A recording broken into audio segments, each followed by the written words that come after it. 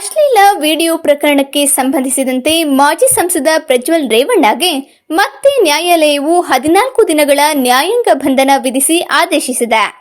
ಇಂದು ಈ ಪ್ರಕರಣ ಸಂಬಂಧ ಬೆಂಗಳೂರಿನ 42ನೇ ಎಸಿಎಂಎಂ ಕೋರ್ಟ್ಗೆ ಎಸ್ಐಟಿ ಕಸ್ಟಡಿ ಅವಧಿ ಅಂತ್ಯಗೊಂಡ ಹಿನ್ನೆಲೆಯಲ್ಲಿ ಪ್ರಜ್ವಲ್ ರೇವಣ್ಣ ಅವರನ್ನು ಹಾಜರುಪಡಿಸಿದ್ರು.